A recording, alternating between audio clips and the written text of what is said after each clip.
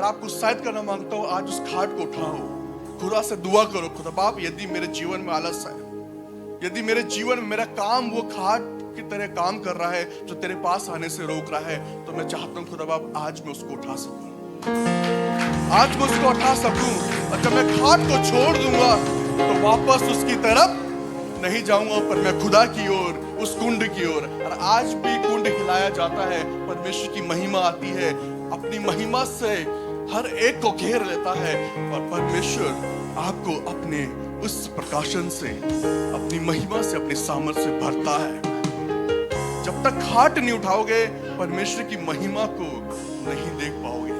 चाहे आप कितने भी अच्छा बजा लो, गीत गा लो, पर यदि खाट है तो परमेश्वर के साथ चलने में परेशानी होगी, कुछ प्राप्त करने में परेशानी होगी, परमेश्वर के वचन को उसमें चलने से परेशानी होगी। और आपको बताना मांगता हूं, जब खाट उठ जाएगी, अलग कर दी जाएगी, तब आप खुदा के साथ चल सकोगे। यीशु मसीह ने कहा कि मेरा क्रूस उठा लो और मेरे पीछे, पर उससे पहले कहा गया कि अपने आप का इनकार करना बहुत मुश्किल है।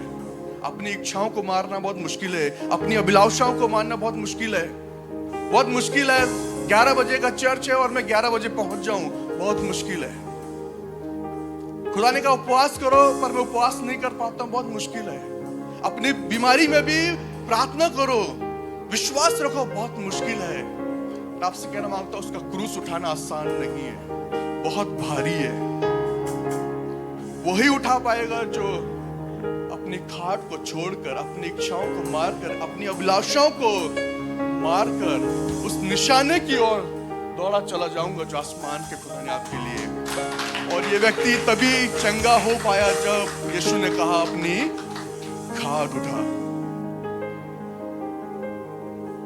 आपसे कहना मांगता हूं, यदि कोई आपके जीवन में कुछ ऐसी बात है जो आपको रोक रही है, तो ये समय है परमेश्वर के घर में जो वर्शिप होती है, दुआएं होती है, जब परमेश्वर की महिमा यहाँ पे होती है, तो इस बात की दुआ करें, खुदा बाप आज इस खाट को मैं उठाना चाहता हूँ, इसको यहाँ से आगे लेके नहीं जाना मांगता, इसके पास वापस नहीं आना मांगता, पर अब मैं तुझसे कुछ प्राप्त करना मांगता हूँ, तुझे प्राप्त करना मांगता हूँ, तुझे गले से लगाना चाहता हूँ। और आपको विश्वास दिलाना मांगता हूँ, जो खुदा के पास आता है, खुदा उसको खाली हाथ नहीं जाने देता।